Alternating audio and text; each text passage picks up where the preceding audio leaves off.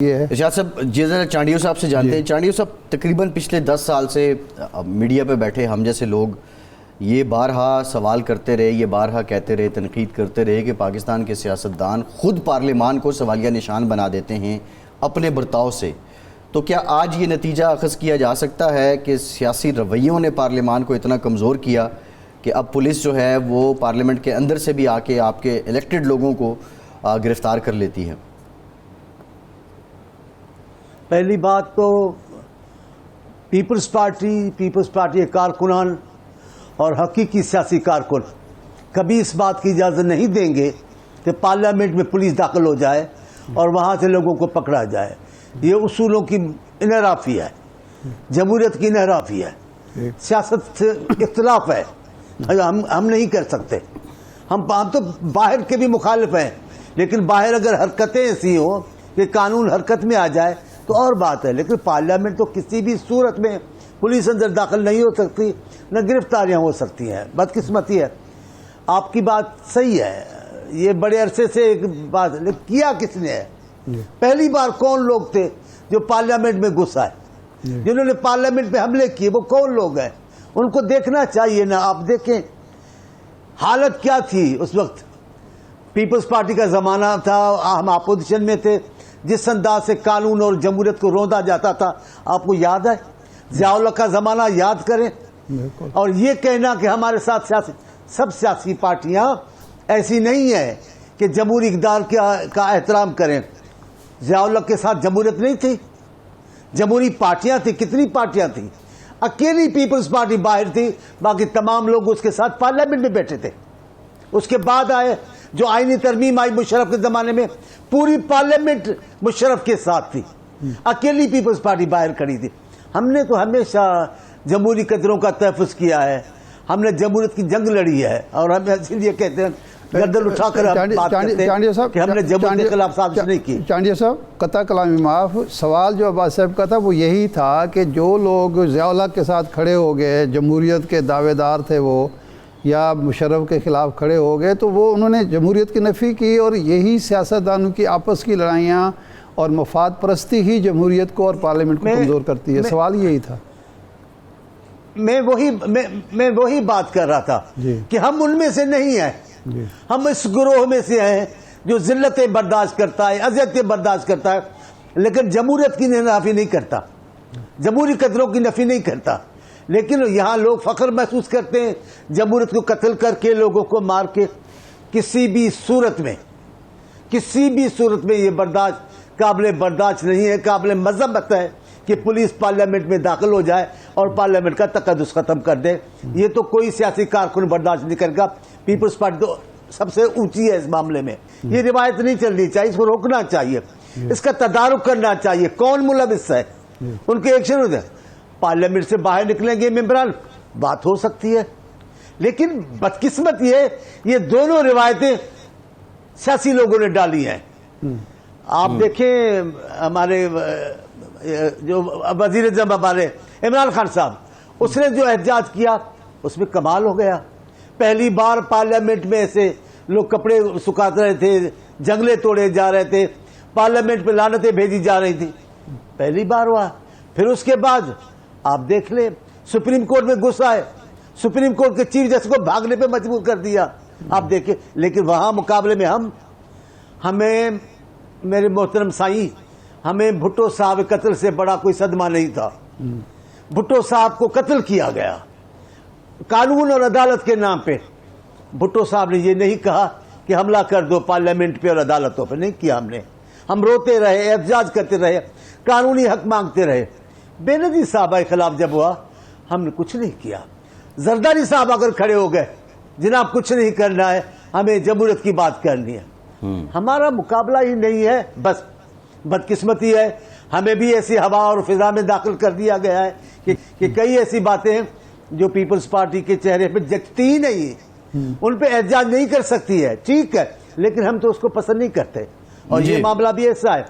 Parliament में दाखिल होकर मेंबरों को पकड़ना किसी सूरत में हर में काबिल नफरत और काबिल मजम्मत है। हम इसकी हिमायत नहीं कर सकते। चांडिया साहब, अब अगली जो बात है, आज जो अयाज सादिक साहब ने नोटिस लिया, उन्होंने असम्बली में कहा कि जी ये तो नाकाबिल बर्दाश्त है, फिर IG को उन्होंने तलब किया, और जब साहबजादा हामिद रज़ा बाहर निकले और फिर वो जो इनके चीफ व्हिप हैं मुस्लिम लीग नून के फजल साहब, डॉक्टर फजल, उन्होंने आके कहा कि जी उन मेंबरान को छोड़ दिया जाएगा जिनको अंदर से गिरफ़्तार किया गया है, और जो बाहर से गिरफ़्तार हुए हैं उनको उनके प्रोटेक्शन आर्डर जारी होंगे। वो तो खैर कल पता चलेगा प्रोटेक्शन आर्डर जारी होते हैं, और अगर जारी होते हैं तो उसको पुलिस मानती है नहीं मानती। लेकिन आज उन अरकान को जो अंदर से गिरफ़्तार हुए थे उनका 8 रोज़ा जिस्मानी रिमांड दे दिया गया। इसका मतलब है कि स्पीकर की बात को भी ऑनर नहीं किया गया। हम इसकी हिमायत नहीं कर सकते जी। सियासत को सियासत में रहने दें। ज़ियाउल हक के रास्ते पे चलोगे, सियासत को गाली बनाते चले जाओगे तो ये आपका कारनामा नहीं होगा। वज़ीर चाहे मुस्लिम लीग का हो, पीपल्स पार्टी का हो, मुस्लिम लीग का हो, किसी भी जमायत का हो, सियासत को गाली बनाने की इजाज़त पीपल्स पार्टी नहीं दे सकती। हम इख्तिलाफ कर सकते हैं। ज़ियाउल हक से ये रवाज शुरू हुआ है, अयूब खान के ज़माने में इस रवाज की बुनियाद डाली गई, लेकिन ज़ियाउल हक ने तो इस रिवायत को परवान चढ़ा दिया, सियासत बाकायदे गाली बन गई। हम इसकी हिमायत नहीं करते साहिब। हम कहते हैं सियासत को सियासत रहना चाहिए, इख्तिलाफ को इख्तिलाफ रहना चाहिए, पार्लियामेंट को पार्लियामेंट समझना चाहिए, अदलिया को अदलिया समझना चाहिए। हुकूमत का भी जितना हिस्सा बनता है एहतराम और काबिलियत का, उतना करना चाहिए।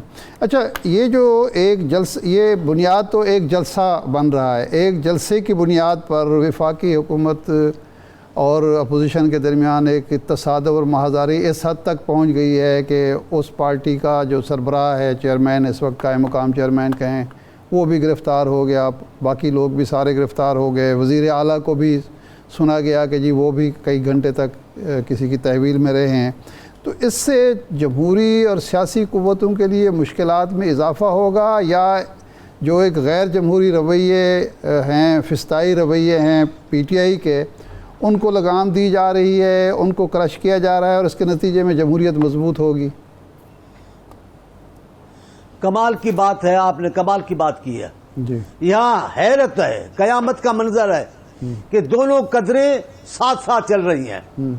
जिन कदरों की हम मुखालफत करते हैं वो कदरें भी चल रही हैं, लेकिन जो कदरें जमहूरियत को नुकसान पहुंचा रही हैं वो भी सियासी लोगों ने अपनाई हुई है। हम दोनों की बात करते हैं, हम एक की बात नहीं करते। ठीक है, वज़ीर आला की अपना तकद्दुस है, उसका इस असेंबली का चीफ है, एक हेड है प्राइम मिनिस्टर के, उसके लिए बात हम नहीं करते। लेकिन PTI ने ये रवाज डाला। इनसे पहले जो वज़ीर आला थे वो क्रेनें लेकर इस्लामाबाद में दाखिल हो गए। ऐसा भी कभी होता है कि किसी सूबे का चीफ मिनिस्टर अपनी फोर्स ले आए सूबे की और मरकज में दाखिल हो जाए? ये तो तसादम हो जाएगा मरकज और सूबों के दरमियान। आप बताएं ये कैसे चल सकता है? रिवायतें तो इन्होंने डाली हैं, और आपको आपके प्रोग्राम में मैंने कहा है, और खास तौर पे मैं आपके प्रोग्राम में ऐसी बातें करता हूँ।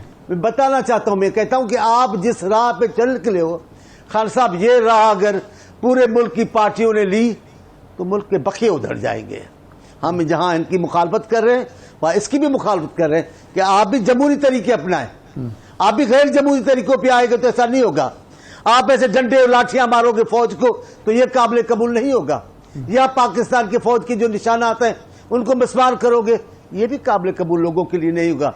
लाख लोग इख्तिलाफ करते हैं अफवाज के कुछ लोगों से, लेकिन मजमूई तौर पर उस इदारे को कुछ नहीं कहते। यहाँ भी हम कहते हैं जो आप दो बातें आपने की है, दोनों साथ साथ चला रहे हैं। वही सियासी पार्टी खुद जमहूरियत के लिए लड़ रही है, लेकिन उसके हथकंडे सारे गैर जमहूरी है। ये भी नहीं होना चाहिए। एतदाल के साथ तमाम लोग अपनी गलती तस्लीम करके ठीक करेंगे तो मुल्क बहरानों से निकल जाएगा। नहीं चांडिया साहब, अब बात यह है कि आपकी जमात, ज़ाहिर है पीपल्स पार्टी सबसे सीनियर जमात है इस पार्लियामान में, जो लेगेसी आपकी है वो किसी और की है भी नहीं। जमहूरियत के लिए भी आपकी जमात का जो किरदार है वो किसी और का है भी नहीं। ये जवाज़ आप भी फराहम करते हैं कि हम बात करने की कोशिश करते हैं, वो हमसे बात नहीं करते, वो मुज़ाकरात पे नहीं आते। आप नहीं समझते कि जो हुकूमत में जमातें हैं या पीपल्स पार्टी है, इसमें आपकी भी नाकामी है कि आप अपने मुखालिफ को टेबल पे लाने में ही नाकाम रहे اور اگر وہ میز پہ نہیں آئیں گے، جن رویوں کی آپ بات کر رہے ہیں وہ پروان چڑھیں گے اور نقصان تو ہوگا.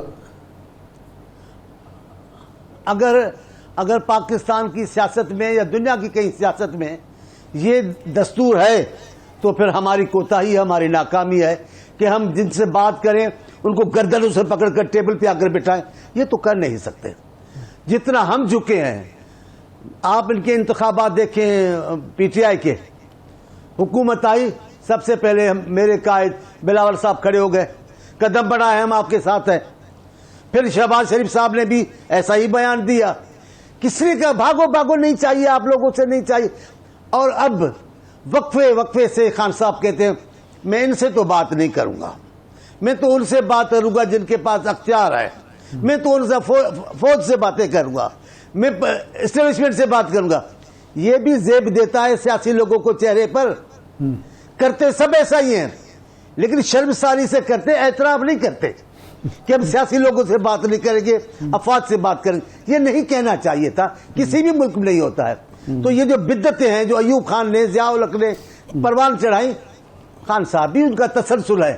لیکن ہمارے سندھی میں بڑی اچھی کہاوت ہے کہ گندگی کو گندگی سے نہیں دھویا جاتا. اب انہوں نے خرابی کی ہے تو اس کو خرابی کر کے ٹھیک نہیں کر سکتے. ہم ان کی تلافی کر کے ٹھیک کر سکتے ہیں. ہم اس کے حامی ہیں. جہاں ان کی بھی مذمت کرتے ہیں وہاں ان کو بھی اجازت نہیں دے سکتے کہ اسمبلی میں سیاسی لوگوں کی گرفتاریاں ہوں، پارلیمنٹ کی ممبروں کی. یہ ممکن نہیں ہے. ہمارے زمانے میں یوسف اللہ گیلانی صاحب وزیر اعظم تھے، یہ قانون پاس ہوا کہ اسپیکر سے، سینٹ کے چیئرمین سے ان کے ممبروں کی گرفتاری کی اجازت لی جائے گی. ہم نے تو قدریں قائم کی ہیں، ہم نے تو اصول بھی بنائے. اب کوئی آ کر اپنی طاقت کے زور میں اصولوں کو پامال کر دیں، سائیں پھر ہم کیا کر سکتے؟ کچھ نہیں کر سکتے.